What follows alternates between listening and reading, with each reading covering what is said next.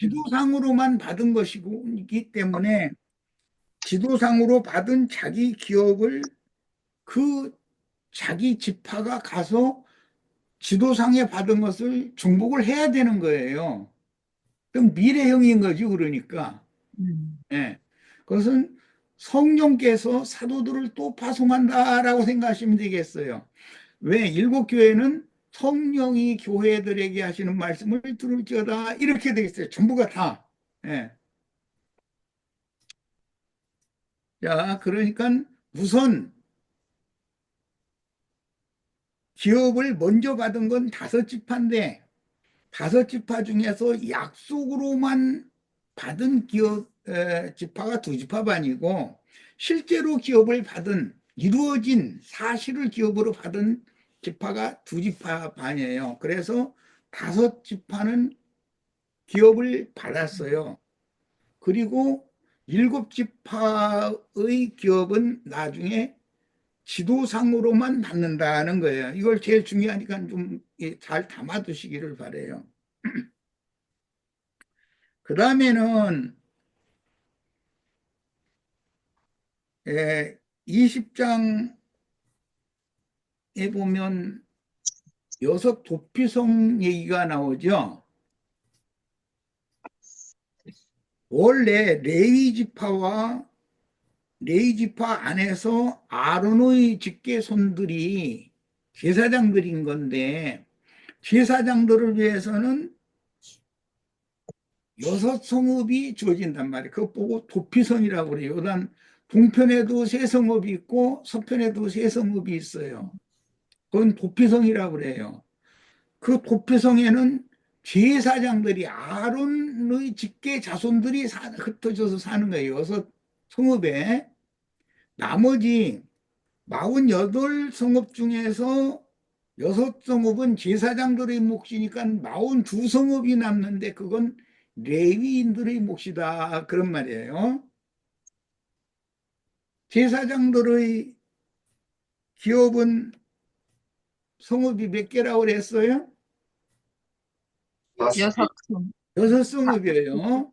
동편의 세 성읍, 서편의 세 성읍, 여섯 성읍이 있어요. 그건 제사장들이 거하는 것이에요. 이것도 굉장히 중요해요. 앞으로 제사장들이나 율법 제도권의 제사장들이나 제사장들을 돕는 동역자들인 레위인들이 오늘날 기독교계의 목회자들의 생각에는 그들은 일을 않고 재단에서 나는 것만을 다 먹고 그냥 살게 돼 있다. 이것만 주장을 하는데 그게 얼마나 말도 같지 않은 소리인지를 내가 이제 여러 번을 강조해서 말씀드렸어요. 그 11조와 헌물에 관한 얘기를 할 때마다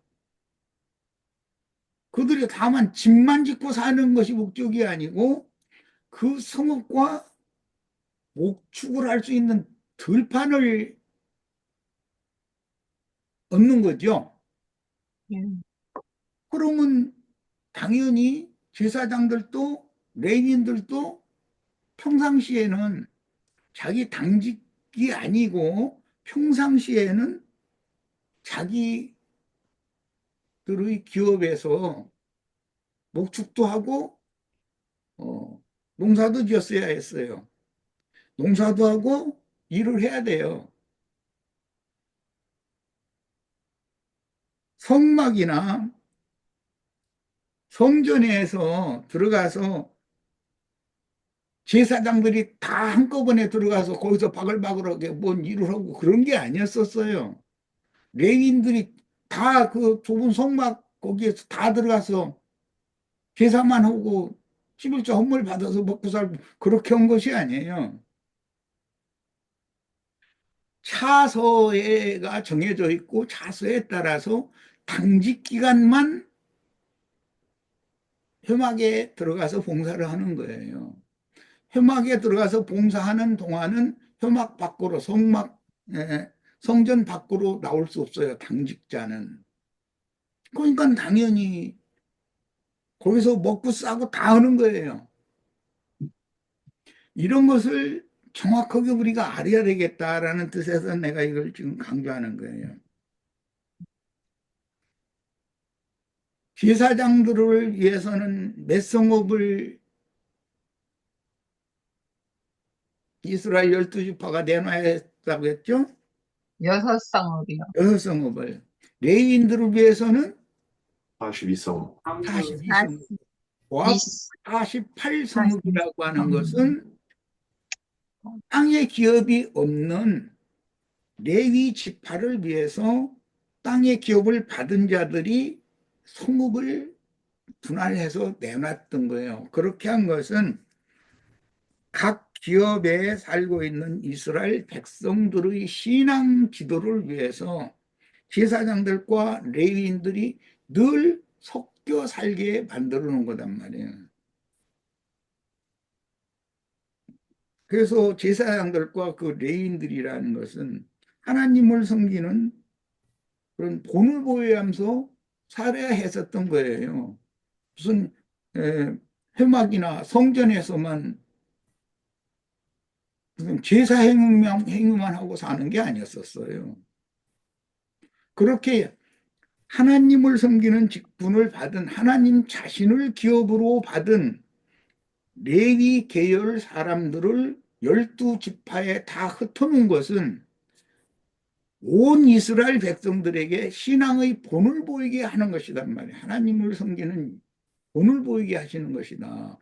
그뭐 오늘날 목회자들은 믿는 신자들에게 양무리에게 신앙의 본을 보여야 되는 거예요. 그게 하나님의 뜻이라는 거예요.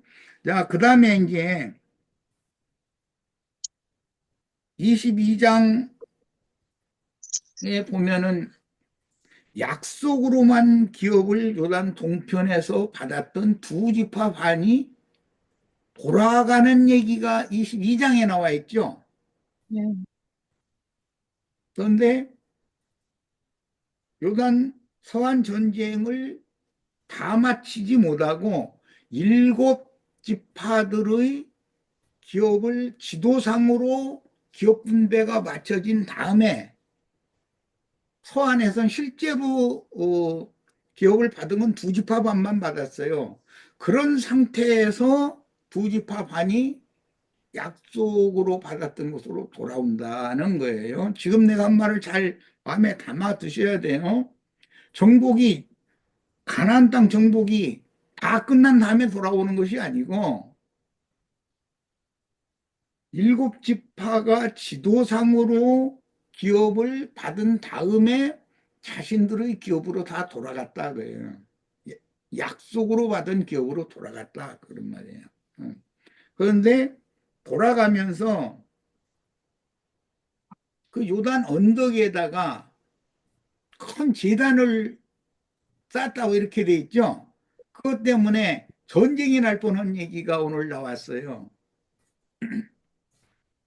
그런데 그 엣이라고 하는 그 제단의 목적이 22장에 나와 있어요. 약속으로 받았던 기업으로 앞서서 선봉부대 역할을 했던 두 지파반의 이스라엘 하나님의 군대가 실제적으로 자기 기업으로 돌아가는 이야기라는 것도 우리들은 이제 잘 생각을 해봐야 돼요.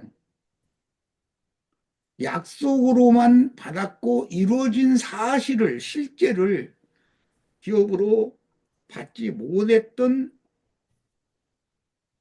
자들이 예수 그리스도를 자신의 것으로 취하는 이제 실제를 이제 실제 예수가 그들의 것이 된다 이제 그 말인데 그들은 약속은 받았었지만 예수님이 이루어 놓은 구속 사실이 그들의 것이 되지는 않았었어요. 약속만 받았지. 즉 그러니까 그것은 나중에 믿음으로 그들에게 적용이 돼야 되겠죠. 예, 약속은 먼저 받았지만 실제로 믿어서 그리스도가 그들의 것이 되는 것은 나중 문제다. 이제 그런 말인 거예요. 예, 아시아에 있는 일곱 교회의 성령이 말씀을 하실 때 그때 그 말씀을 그들도 믿어야 약속으로 받은 기업이 그들의 기업이 된다. 그 말이에요, 실제로는. 자, 이제 그 다음에는 23장, 24장은 여호수아의 마지막 이제 유언입니다. 그러니까 오늘 읽은 말씀이 이렇게 매우 요점을 잘 정리를 해야 되는 중요한 문제가 있어요. 그래서 내가 사사기로 뭐 몇 장을 더 넘어가지 말고 오늘은 이거를 좀 몇 가지 질문도 해가면서 좀 주지를 시켜야 되겠다. 이런 생각으로 구약 성경을 읽을 때 구약 성경은 모두 신약 성경에서 이루어질 것에 대한 모형이요, 그림자요, 예표이기 때문에 이런 것들을 신약 성경으로 어떻게 성령께서 적용을 하게 하시는지 이런 것을 알고 여호수아서를 마치면 굉장히 우리들의 신앙에 도움이 될 거 아닌가 이 생각을 한 거예요. 무슨 다섯 지파가 두 지파 반, 두 지파 반 이렇게 나눠져 있다라는 거. 그 다음에 일곱 지파는 지도상으로만 하나님의 성령께서 계시의 말씀으로만 주는 거다 그런 말이에요. 예. 그런데 이제 신약에서는 아시아에 있는 일곱 교회가 그 중에서 모든 교회들마다 이기는 자들이 나오면 완전한 교회 회복이 돼요. 그것은 이제 여덟 번째 교회가 되겠죠. 일곱 중에서 여덟이 나오는 거니까 항상 그 여덟 번째 교회는 장자들의 교회예요.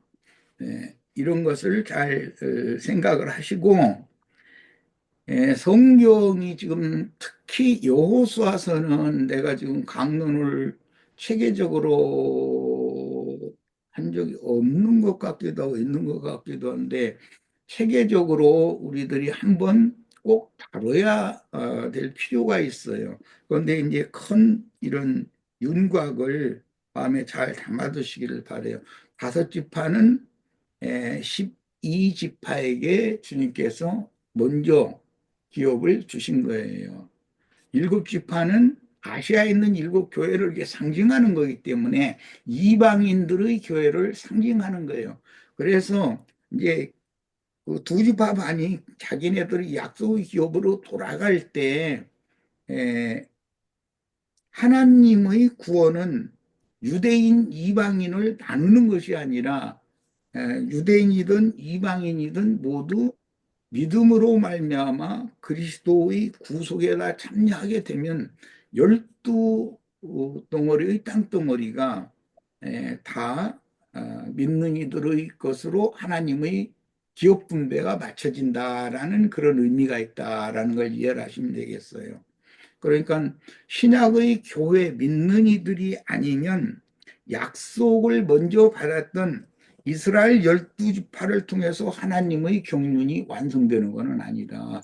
반드시 신약 교회가 그 충만의 수를 채워줘야만 이제 다시 돌아간 사람들 얘기가 나오는데 그게 예루살렘 교회가 AD 70년 이후에 소멸되지만 결국은 그들이 이제 다시 버림을 받았다가 다시 받으심이 된다. 그래서 신앙을 회복하는 얘기가 이제 나오는데 이것이 메시아의 왕국 성취의 과정이다라는 거예요. 그래서 메시아의 왕국은 일곱 지파는 하늘의 기업을 받고 영적 온전케 된 의인의 영들이 되는 거죠. 나중에 이제 그 신앙을 회복하게 되는 먼저 기업을 받은 다섯 지파는 땅의 기업을 받는 것이기 때문에 새 하늘과 새 땅의 메시아 왕국의 성취 이런 것도 연계해서 좀 꼭 폭넓게 생각을 하시길 바랍니다. 예, 내 얘기는 마칩니다. 여기서 무슨 특별한 질문이 있다든지 더 하고 싶은 말씀이 있으면 같이. 아니, 예. 이 말씀이요. 이게 두 집 앞 반은 이제 약속은 받고, 이게 그, 진짜 땅을 차지하지는 안 했다고 했잖아요. 그러니까 여기 히브리서 말씀에 이 사람들은 다 믿음으로 말미암아 증거를 받았으나 약속은 받지 못하였으니 이는 하나님이 우리를 위하여 더 좋은 것을 예비하셨은즉 우리가 아니면 그들로 온전함을 이루지 못하게 하려 함이라. 이게 두 집 앞 반에 속한 사는 거예요. 이게 히브리서 말씀은 유단 동편. 내가 아까 그 다섯 지파가 두 예, 지파 예, 반은 예루살렘 교회, 두 지파 반은 네, 안디옥 교회인데 이게 이걸 합치면 다섯 지파단 말이야. 예, 그리고 예, 그리고 별도로 일곱 지파의 기업이 나중에 이어지는데 이것은 성령이 전도자들을 땅끝까지 다시 파송을 해서 전도를 해서 얻어진 교회가 아시아에 있는 일곱 교회가 된다. 그런 뜻으로 얘기를 한 거예요. 그러면 이스라엘 12지파가 온전히 구원을 얻게 되는 거죠. 온 이스라엘이 구원을 얻는다. 로마서 11장 이렇게 돼 있어요. 예. 제가 좀 추가로 좀 여쭤볼 게 있는데, 우선 크게 보면 그 다섯 지파 뭐 이 오라는 수를 뭐 유대인의 수 이렇게 이야기를 하시는데, 예. 그럼 동편에서 그들이 모세의 먼저 인도에, 말씀을 맡은 자들로서 복음을 뭐 책임을 맡은 자들이에요. 그래서 책임수라고 그래요. 예. 그러면 이제 동편에서 모세의 인도에 따라서 이렇게 정벌을 하고 두 지파 음, 반을 받는 것과 음, 여호수아의 인도에 따라서 서편을 정복하고 두 지파 반을 받는 이 두 지파 반과 두 지파 반은 엄격히 다를 거라는 생각이 먼저 들고요. 그런데 이제 저는 이제 이거를 오늘도 이제 그 여호수아서 말씀을 보면서 이제 우리 지금 창세기 41장에 보면 흉년이 오기 전에 두 아들을 뒀는데 그 두 아들이 에브라임과 므낫세란 말이에요. 그러면 이제 이 두 아들이 상징하는 것이 무엇일까 이렇게 이제 참 되게 궁금해서 이제 형제님의 어떤 강론 자료를 찾아보니까 에브라임 지파를 이방인들 중에서 이기는 자의 어떤 표상으로 이렇게 말씀을 해 놓으신 것 같아요. 그 창세기의 강론에. 육적 장자라고 보는 거죠. 예, 그러면 이제 므낫세와 에브라임 지파에 대해서 는 육적 장자래요. 그래서 이제 저는 이제 므낫세 지파 같은 경우에는 서편과 동편의 어떤 기업을 받는다라는 것을 이제 한 시대에 그런 어떤 어, 그 서편 전쟁도 선두에서 서서 싸우니까 어떤 거루터기의 어떤 그런 자들의 어떤 표상이 아닌가라는 생각을 좀 했고요. 예수님이 택한 12 사도들이 성령으로 오신 주님의 보냄을 받아서 먼저 전도를 시작을 하는 거예요. 그러니까요. 그래서 그런 걸로 보면 이제 열두 사도가 초대교회의 어떤 그 제자로서 이제 파송이 되어서 유대 땅에서 복음을 전가하다가 또 이제 이방인 땅까지도 이제 이렇게 그걸 그, 열어놓고 예, 예, 그렇게 하죠. 예루살렘 그래, 교회가 예. 그러면 이제 그런 안디옥 걸로 교회가 보면 이제 일어나가는 거예요. 예. 므낫세 지파에 대해서는 어느 정도 이해가 되고 에브라임 지파가 이방인들의 어떤 이기는 자들의 어떤 상징한다라면 제가 이제 가장 이제 어려운 게 서편 기업을 받는데 유다 지파가 들어간단 말이에요. 그러면 이 맨 유다 지파 먼저 유다 지파가 기업을 맨 먼저 받지. 그래서 유다 지파가 상징하는 것은 그러면 이게 구약 시대의 선지자 계열의 이기는 자들의 어떤 표상을 하는 건가? 그리고 에브라임 지파는 그러면 그 이방인 시대 때 이기는 자의 표상이라면 그렇게 봐야 되는가? 이 유대인 그러면 유다 지파가 여호수아에 의해서 인도받아서 전쟁을 수행하고 그 기업을 받는다라면 이거는 구약 시대과는 좀 상관없는 것 같고 그래서 이게 참 유다 지파가 기업을 받는 게 제가 이제 이해하는데 굉장히 어려운 게 이제 신약 시대에 우리 저 계시록에 가면 7장에 가면 에브라임 지파가 빠지고 또 요셉이 들어간단 말이에요. 그러면 이 빠지는 이유가 무엇이며 왜 에브라임 지파가 빠지고 요셉이 들어가는가 이런 것까지 이제 연결을 시켜보면 이게 유다 지파가 상징하는 것과 에브라임 지파가 상징하는 것과 므낫세 지파가 상징하는 것이 뭔가 다 이게 다르겠다.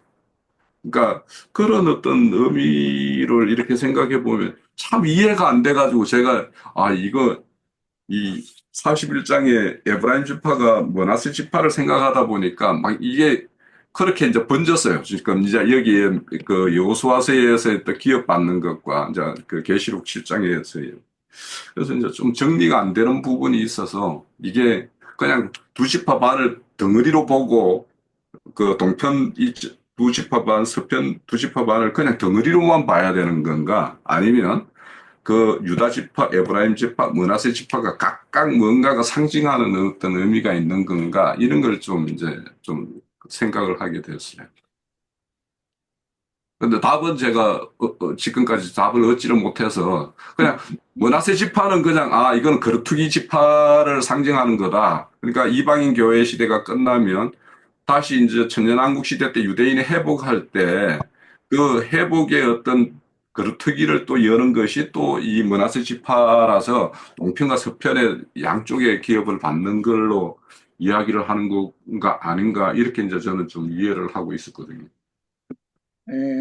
성경에는 육적 장자와 영적 장자가 그 장자권의 그 전환에 대한 말씀이 참 너무 비밀스럽게 이루어지게 되고 있어요.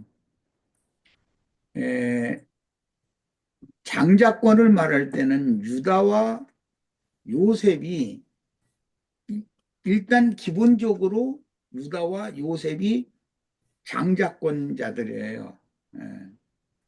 그런데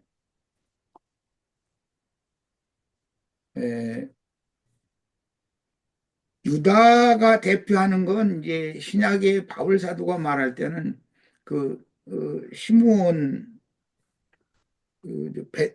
베드로지 베냐민 지파를 대표하는 사람은 바울이고 이제 여기 기업 분배에서 나올 때 시므온은 유다와 함께 기업을 받는 것이 특별한 기록이 나와요. 이게 여호수아 19장에 보면 시므온은 유다와 함께 받는 거예요. 기업을 유다의 기업 내에서 받는 거예요. 여기 시므온은 뭐 잘 아시는 것처럼 신약으로 하면 베드로란 말이에요. 시므온 지파의 그 대표자는 신약으로 하면 이제 베드로인데 이 시므온 지파는 먼저 요단 서편으로 건너와서 먼저 기업을 맨 먼저 가장 넓은 기업을 받은 지파가 유다 지파예요. 그런데 유다 지파는 특징이 있는 것이 뭐냐면 혈통적인 유다 지파 중에서 나온 군장을 다루는 것이 아니라 이방인의 혈통을 가진 사람이 유다 지파와 피가 섞여져 있는 그 사람 여분네의 아들 갈렙이요, 갈렙. 갈렙. 그 네. 갈렙은 순수한 유대 사람이 아니란 말이야. 그 문제로부터 시작해서 유다 지파는 단순히 유대인만 있는 게 아니라 이방의 피가 섞인다라는 말이에요. 피가 섞인다는 말은 생명이 혼합된다 이제 이런 말인데 이것이 베드로가 전도를 열두 지파를 열두 사도를 대표해서 전도를 베드로가 앞장서서 하지만 베드로는 유대인들에게도 전도를 했지만 이방인들에게도 전도할 수 있는 문을 열어놓는단 말이야. 베드로가 고넬료 가정에도 먼저 가서 전도한 사람이 베드로거든. 그래서 지금 우리 홍영기가 그 얘기를 이제 했기 때문에 내가 아까 그 얘기를 빼놔서 시므온 지파는 미리 기업을 요단 서안으로 들어가서 맨 먼저 기업을 받은 지파가 유다 지파잖아. 예.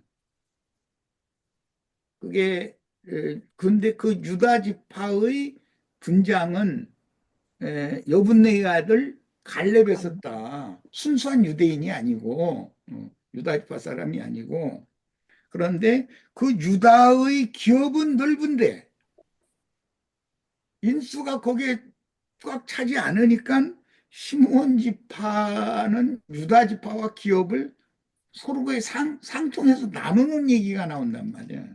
예. 이제 이것을 이제 생각을 해보면 유대인들의 대표는 즉 할례자들에게 보내심을 받은 전도자의 대표는 베드로다. 그것을 알 수가 있는 거예요. 베드로는 유대인 신분이면서 신약 교회의 그 문을 맨 먼저 여는 그런 사람이란 말이야. 그래서 유다와 시므온은 이렇게 합쳐지는 것이고 그 다음에는 베냐민 지파가 사실은 시므온보다도 기업을 베냐민이 먼저 받죠. 지도상에 기업을 맨 먼저 받은 지파는 나이로 자면 시므온이 훨씬 어른이잖아. 베냐민은 막둥이고. 그런데 맨 먼저 제비 뽑힌 사람이 누구냐면 베냐민이란 말이야. 그게 성경에서 제시한 바가 굉장히 의미하는 바가 큰 거예요. 베냐민이 먼저 기업을 받고 그 다음에 시므온이 받는데 시므온은 유다 지파의 기업을 나눠 갖는 방법으로 받게 되었고 세 번째가 스불론, 네 번째가 이사갈, 다섯 번째 아셀, 여섯 번째 납달리, 마지막에 이제 다니에요. 그런데 이것은 이것도 기왕 얘기를 했으니까 아시아에 있는 7교회에 성령이 편지를 하시는데 7교회를 순서대로 한번 7교회를 순서대로 한번 암송해 보세요. 어느 지체가 한번 해보세요. 에베소, 소모나, 버가모, 알아보야 돼.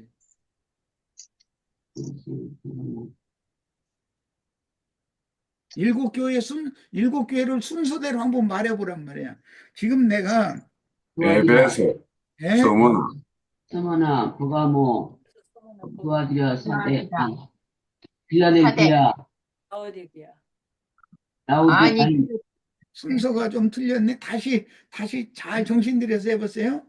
에베소서, 성원아, 버가모, 버가모, 두아디라, 두아디라, 사데, 사대, 빌라델피아, 라우디아, 이런 것을 기독교 목사처럼 이렇게 암송시키고 이렇게 하는 것은 이런 문제는 너무 중요하다고 생각되기 때문에 내가 일부러 암송을 시키는 거예요.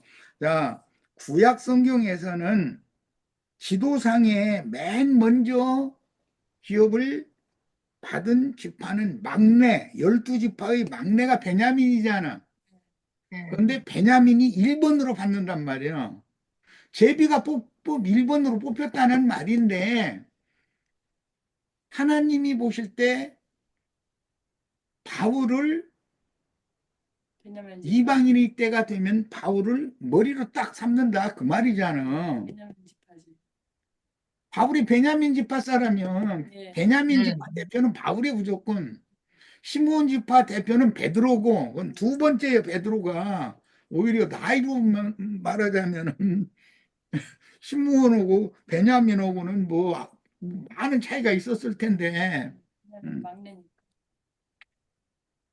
르우벤 다음에 시므온이어야 되는데 막둥이 베냐민이 먼저 제비가 뽑혔고 두 번째로 시므온이 뽑혔단 말이에요. 이런 순서도 우리는 잘 생각을 해봐야 돼. 하나님은 여기에 많은 장자권을 영적 장자권, 육적 장자권 이것을 염두에 두고 계신다. 제비를 누가 먼저 뽑아서 1번으로 제비를 땅을 차지할 수 있는 7덩어리 땅 그려놓고 나서 1번 먼저 제비가 뽑혔습니다. 여기가 질래요 하면은 그게 그 사람 것이 될 거 아니요. 지도상에 제일 좋은 그 기업을 받는 거 아니요. 그러니까 에, 바울로 말미암아서 기업을 얻는 기업이 7덩어리 땅 중에서는 제일 좋은 땅이다. 이제 이런 말이 되겠지. 뭐. 예. 그 다음에 시므온이 두 번째로 기업을 받도록 제비가 뽑혔는데, 두 번째로 뽑혔는데, 시므온은 자기 별도의 기업을 갖는 것이 아니라 유다의 기업을 이미 받은 기업 중에서 나눠 갖는다라는 것이 특징이라는 거예요. 에베소 서머나가 나오고 어가모가 나오고 이 순서와 잘이 제비 뽑히는 순서와 잘 이렇게 생각을 해가면서 많은 생각을 해가면서 좀 읽었으면 좋겠어요. 그런데 우선은 제일 중요한 게 머리가 누구냐면은 베냐민과 그다음에 시므온이에요. 예, 이것은 장자권과 관계, 이제 신약의 장자권과 관계 있는 거죠. 이렇게 이해를 해가면서 읽으면 좋겠어요. 그리고 어, 이 교회의 마지막 교회는 라오디게아죠. 네. 그런데 네. 마지막으로 제비를 뽑아가지고 기업을 맨 마지막으로 받은 사람이 무슨 지파였어요? 읽었는데도 그냥 읽어 넘어간 거예요. 단 지파가 맨 봐요, 일단. 나중에 기업을 받아요. 그런데 단 지파는 하나님께서 정해주신 기업을 떠나서 저 북쪽으로 올라가서 자기네들이 평안히 거주하는 사람들을 침략해서 땅을 강탈해서 뺏어요. 이제 이런 것도 구약 성경에는 굉장히 중요하게 여겨지는 것이고, 에, 이제 계시록에서 보면 라오디게아 교회는 마지막 교회로서 하나님의 표준에서 벗어나가 버린 그런 교회단 말이에요. 이제 이런 것도 잘 연계해 가면서 읽었으면 좋겠어요. 내가 오늘 말이 굉장히 많네. 할 얘기가 많았었어요. 이게 오늘 읽으면서는 이거 여호수아서를 마치면서는 신약 성경의 예표가 되는 거기 때문에 또 우리들은 한 시대의 지금 종결점에 살면서 어떻게 신앙생활을 잘 해서 우리 시체들 누구도 나고자가 없이 다 온전케 된 의인의 영들, 구름 같은 증인들로 하늘의 그 기업을, 하늘에 간직한 기업을 다 상속받아서 주와 함께 온 세상에 다시 주와 함께 재림에 동참해가지고 새 땅의 기업을 받을 신앙을 회복할 이스라엘 12지파 그 땅의 기업을 받을 자들의 그 이제 그들의 정신 세계를 주님께로 잘 이렇게 인도하고 계시를 하고 빛을 비춰주고 하는 그런 빛의 사자들이 되어야 되겠다. 그런 마음으로 오늘 내가 이 여호수아서를 마무리를 하는 오늘은 좀 많은 얘기가 이게 자연히 하게 됐어요. 질문이 있는데요. 예, 지난 수요일 날 했던 말씀인데, 여호수아서 15장 19절에 보면, 갈렙이 땅을 정복한 사람에게 앞서 자기 딸을 주겠다고 약속했잖아요. 예, 그래가지고 주면서 19절에 윗셈과 아랫셈을 뭘 원하느냐 그러니까 딸에게 뭘 원하느냐 그러니까 윗셈과 아랫셈을 달라고 그러잖아요. 예. 그게 정확히 무슨 뜻인가 몰라서. 요 문제는 뭐 내가 쉽게 답할 것이 아니라 우리 지체들이 윗셈, 그 다음에 아랫셈 이랬는데 한번 생각나는 대로 좀 창세기 1장에서부터 한번 이렇게 더듬어 보세요. 윗셈은 셈이라는 것은 하늘의 기업을, 하늘의 생명 양식을 말하는 거고, 아랫셈 그런 말 아니에요? 샘물이라는 그런 말씀을 상징하는 거 아니에요? 생수? 공창 위엔물과 셈이라는 공창 아랫물. 것은 예, 말씀하세요, 니나 자매님. 예. 셈이라는 것은 교회를 우물을 상징을 하는 걸로 해서 샘물. 윗셈이라는 거는 헤브론 그 아브라함이 그 기업을 얻은 그 헤브론을 얘기를 한다면 또 여전히 아랫셈은 그 부엘세바 거기가 이제 아랫셈이 되는 거고 이제 그런 거죠. 그래서 윗셈 아랫셈은 헤브론과 부엘세바를 두고 하는 말이다. 그렇게 생각합니다. 그 영적인 의미를 한번 헤브론은 신약 교회를 상징하려면 부엘세바는 이제 구약의 교회들을 상징을 하는 것이고. 반대로 지금 생각하는 것 같은데.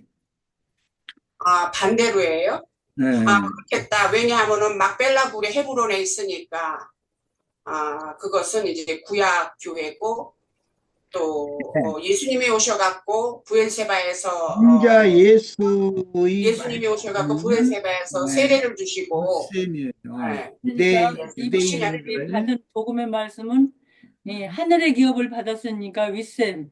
그리고 이스라엘이 이제 12지파가 회복되면 새하늘 새 땅에 기업을 받으니까 아랫셈. 예, 그렇게 보면 되지 않을까 싶네요. 그렇게 이해를 하면 되겠어요. 예. 그 노아 시대 때 그 방주에 있을 때 그 위에서 내려는 비를 그 방주에서는 그 맑은 물을 빗물을 그냥 받았을 것 같고 아래에서는 혼탁한 물이 있어서 그 혼탁한 물로도 이렇게 분별할 수 있지 않을까 이런 생각이 듭니다. 그 여호수아서에서 기업으로 셈을 얻는다라는 것은 어떠한 교회를 셈이라고 그래요. 성경에는. 그러니까 어떠한 교회에서 예를 들어서 예수님이 사마리아의 수가성 샘물 물 기르는 얘기를 하잖아요.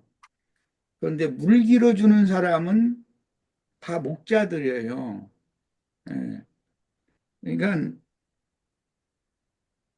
유대인들 12지파를 위한 셈도 있고 이방인들을 위한 셈도 있다.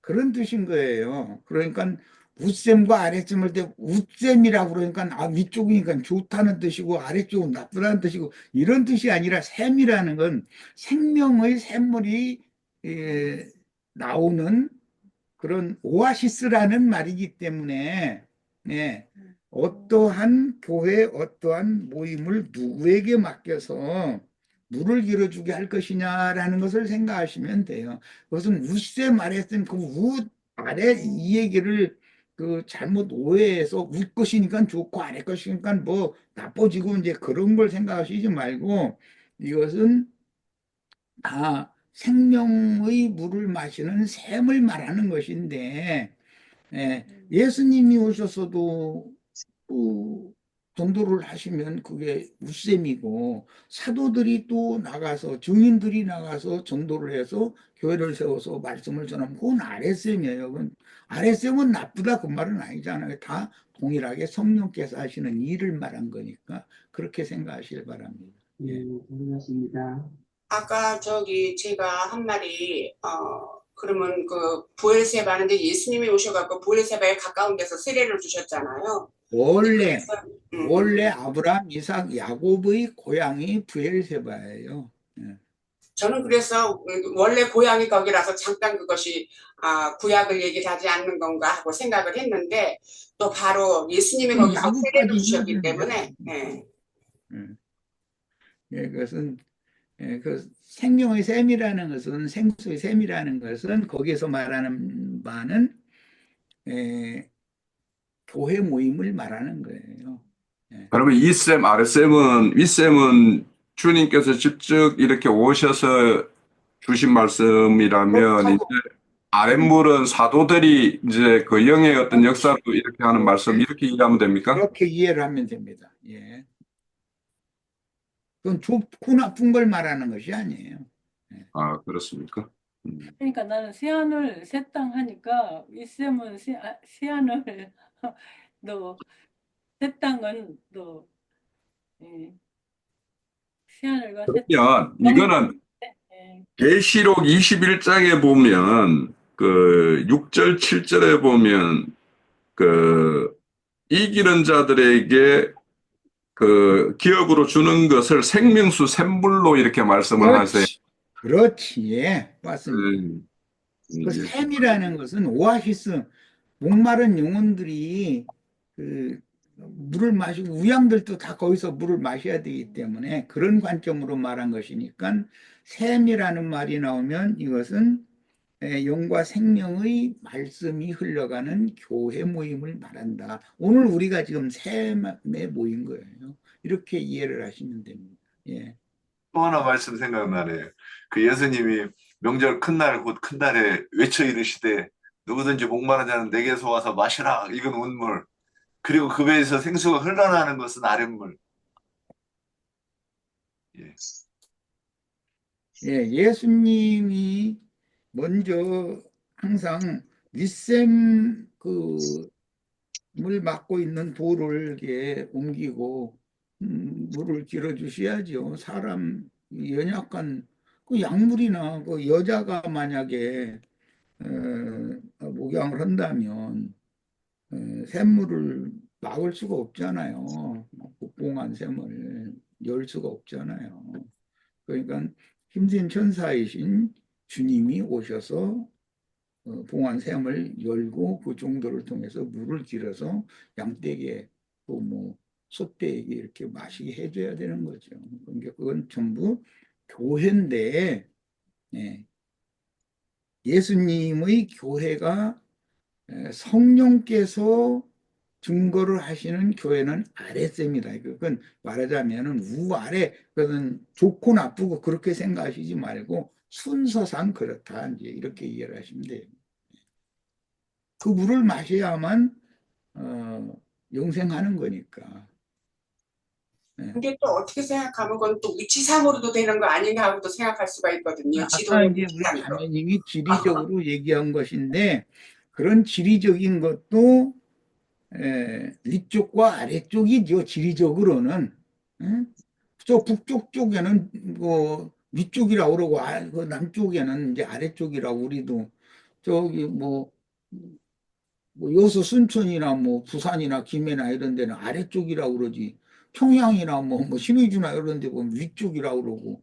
그냥 지리상으로 그런 것이지만 성경이 말하는 윗셈, 아랫셈 이렇게 표현을 거기서 할 때는 그것은 약물이들이 그 오아시스를 말하는 것이 쉽게 말해서 사람이 생존할 수 있는 그 메마른 사막지대이기 때문에 예, 그렇게 표현을 한 거예요. 그 홍영재님이 지금 계시록에 누구든지 목마른 자는 값없이 와서다 생명수를 받으라 하는 그것이 그 계시록에 나오면 아랫셈이죠. 예수님이 내 배에서 내가 주는 물을 마셔라 그러면 윗셈이죠. 그렇게 이해하면 되는 거죠. 네. 제가 저 가장 그 아주 기초적인 거를 한번 좀 질문을 드려볼게요.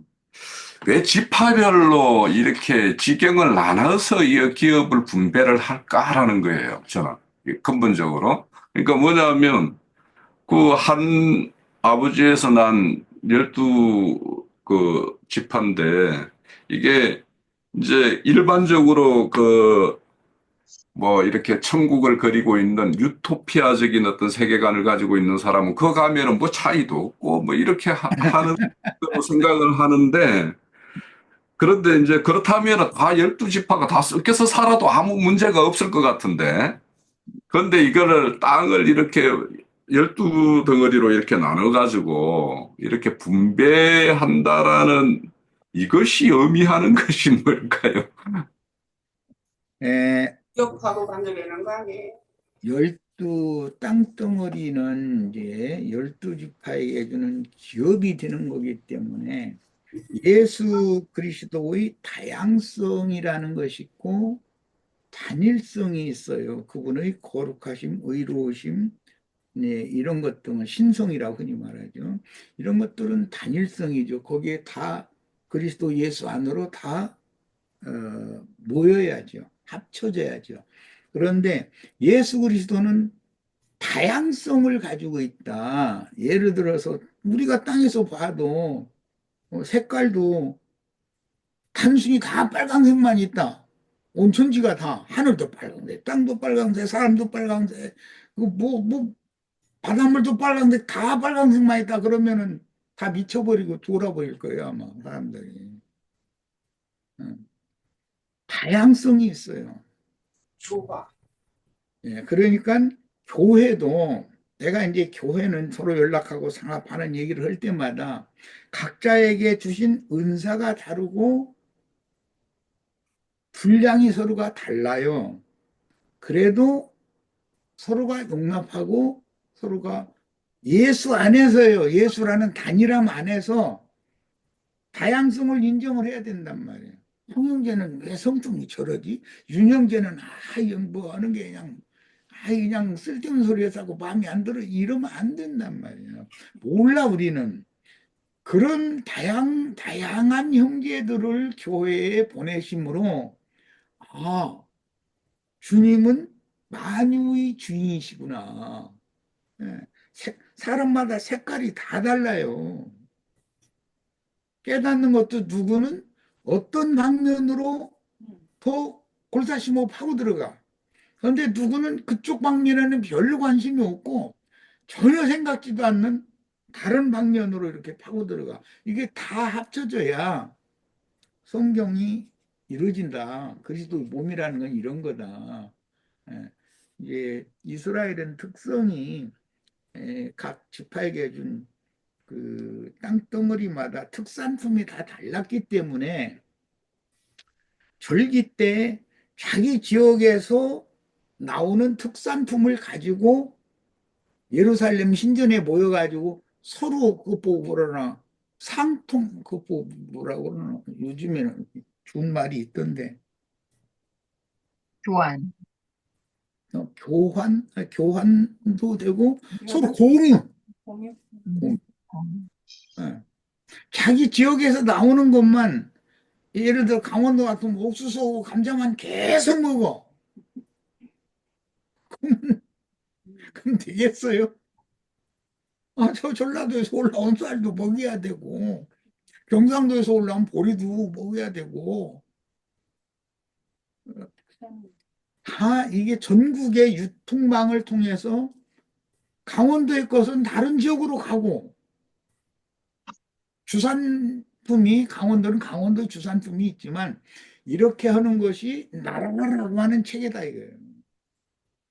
그러니까 그리스도의 몸이라는 것을 우리 교회를 생각할 때 내 자꾸 우리 지체들 어떤 좀 특성이 있는 형제나 자매나 보면 독특한 형제나 자매가 너무 과하게 그 독특성을 하면은 좀 부담이 되죠. 그러면 아이 그 형제, 아이 그 자매 좀, 아이 난 좀 안 맞으면 좋겠어. 그 얘기 또 그 얘기 뭐 할 텐데 뭐 이렇게 하면 안 된다는 거예요. 그리고 오산에서 말씀을 나눠도 서울에서 말씀을 나눠도 양양에서 말씀을 나눠도 LA에서 말씀을 나눠도 우리 지체들 끊임없이 다 들으셔야 돼요. 다 유익함을 얻을 거예요. 부족함이 있으면 채우면 되는 것이고 이렇게 하고 나는 누구와만 맞고 이렇게 하면은 그건 세상 나라의 당파가 되기 때문에 안 되는 거죠. 예. 넓힙시다 이제 그런 면에서는 다만 그리스도 안에서라는 전제 조건이다. 그 단일성 안에서 다양성을 추구한다. 네. 여기 제가 오늘 그 사사기에서 문제가 하나 있어요. 그 큰 문제가 하나 있는데 악사가 욕심이 너무 많아서 윗셈과 아랫셈을 다 가져가 버리면 그 갈렙의 아들이 니신가가 있는데 이 아들들은 이거 셈 하나도 없이 이거 이 빈털터리 되겠는가? 큰일 났다는 생각이 들어서. 주님의 교회다 이렇게 생각하면 되고, 주님의 교회는 12지파를 위한 교회도 있고 생명수가 생명샘이, 그다음에 이방인들을 위해서도 생명샘이 있다. 이제 이렇게 이해를 하면 돼요. 제가 이제 마지막으로 하나 뭐 이양 질문하는 거예요. 그 시몬 지파가 유다 지파에 속하여서 기업을 받는다라는 의미가 그 일단 땅에서 기업을 지금 그러니까 별도로 기업을 못 받는 지파가 시몬 지파고 레위 지파예요. 이 지파가 맞아요. 떼겜 족속들을 이렇게 할례를 하게 하고는 다 죽이는데 앞장섰던 두 지파가 시몬 지파고 레위 지파예요. 맞아요. 그거의 어떤 것과 그래서 시몬 지파가 유다 지파에 속하여 기업을 받는다라는 것은 유다 지파의 어떤 뭔가 종의 신분 뭐 이런 걸로 이렇게 전락된다라는 어떤 그런 의미인가 글쎄, 그건가 그렇게까지 하고 보는 건 좀 지난 것 같고, 음, 에,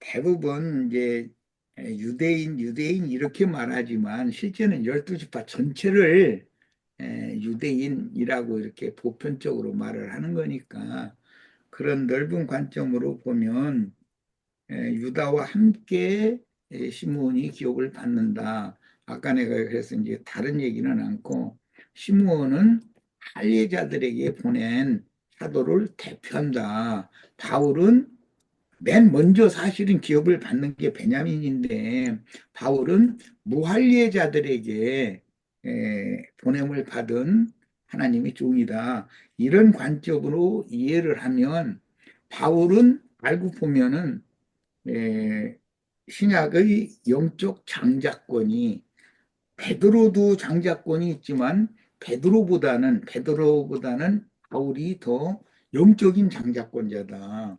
베드로는 육적으로는 장자권자이지만 볼 때 베드로가 맨 먼저 앞장서 전도를 하니까 그렇지만 사실은 하늘의 기업을 받는 자는 바울을 통해서 받게 되는 것이고, 새 땅의 기업을 받는 자들은 베드로를 통해서 받는 거기 때문에 그런 점도 차단을 좀 해야 될 것 같아요. 예, 그거는 좀, 예, 예. 그러면 그렇게 좀 이해를 좀 더 해보기로 하고요.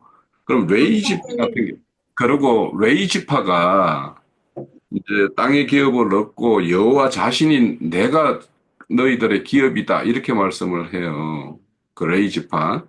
그러면 그런 의미하고 48성읍을 얻어서 이렇게 거주하는 것과 또 레이 지파 중에서 특별히 이제 제사장이 도피성 6성읍을 받아서 이렇게 이제 거주하는데 그 레이 지파라는 것을 이제 오늘날 이제 뭐 교회에 목회하는 사람들은 자기들이 이제 뭐 레이 지파라고 이야기를 하는데 그러면 그런 것과 관련해 가지고 레이 지파가 이렇게 그 여호와 자신을 기업으로 삼는다라는 것을 오늘날 우리들에게 이 시대에 적용한다라면 적용할 필요가 없는 것인지 적용한다라면 어떤 걸로 그것은 적용하는 면도 있기는 있죠. 나는 특히 이제 삭설 받는 문제와 관계돼서 구약 시대의 12지파 중에 아버지한테 축복 대신에 거의 저주에 가까운 그런 선언을 받은 지파가 시므온과 레위인데, 그게 세겜성 문제 때문에 그 아버지가 이제 그런 저주에 가까운 선언을 했어요. 그런데 계시록 7장에 가서 보면은 레위와 시므온은 각각 유다는 유다대로 별도의 기업을 받아요. 계시록 7장 최종적인 거니까 거기에서는 단이 빠지는 것이 이제 특징이잖아요. 예, 이런 것을 한번, 에브라임도 빠져요. 단과 에브라임이.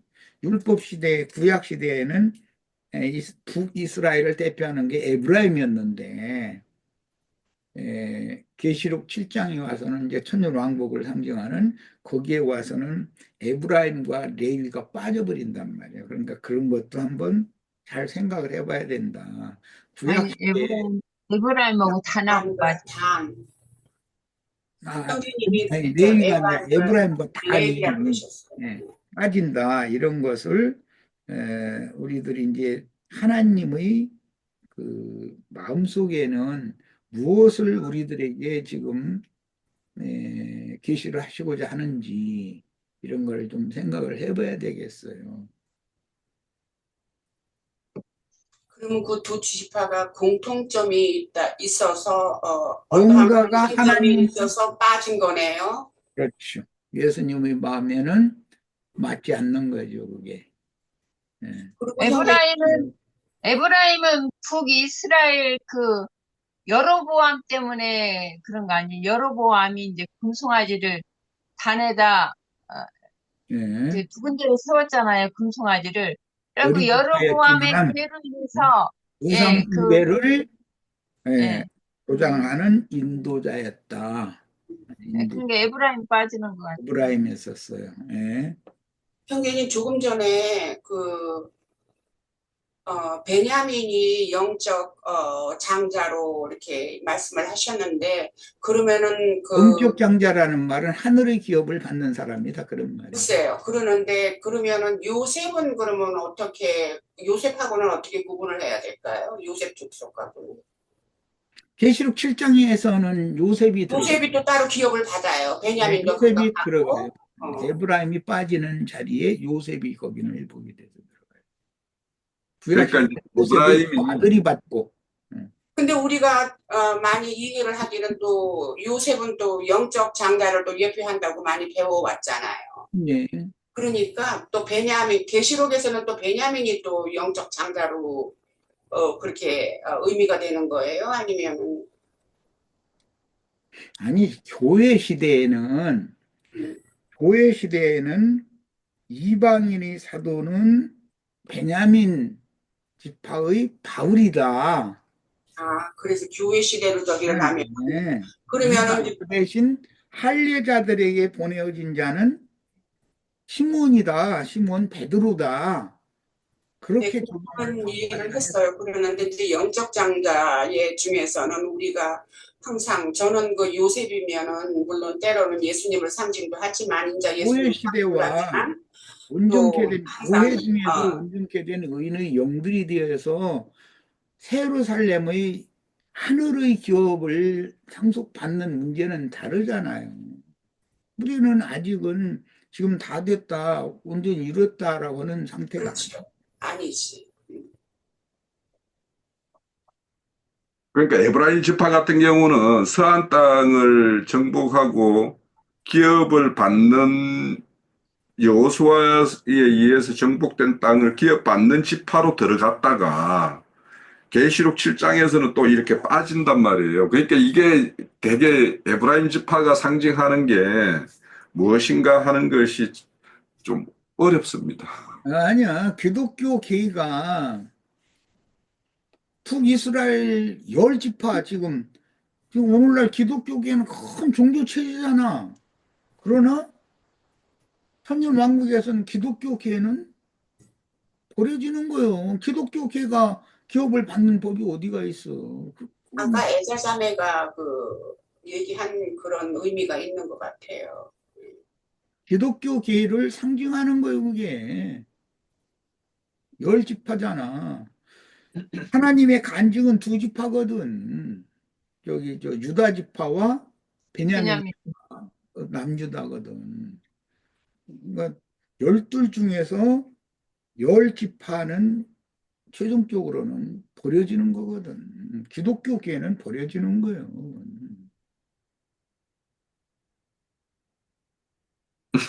그 7장에 가면 12지파가 다 이루어지잖아요. 응? 계시록 7장에 가면 글쎄 이기는 자들만 빼낸다라는 말을 내가 지금 자꾸 하는 거야.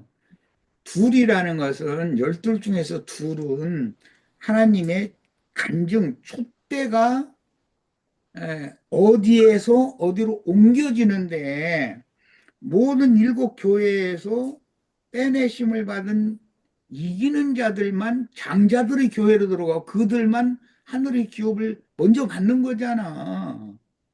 그러니까 7교회가 다 이기는 자가 되는 것이 아니고 그 중에 이기는 자는 각 교회마다 나오는 거예요.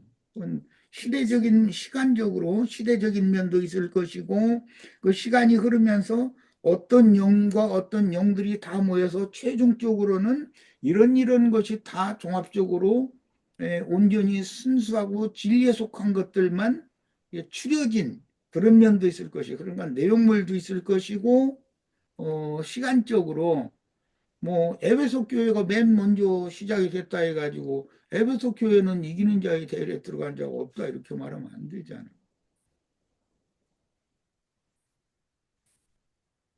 뭔가 정리되다가 또 다시 꼬여가지고 이제 오늘 그만합시다. 예, 너무 많이 하는 것 같아. 그러니까 자꾸 혼란스러워지는 거야.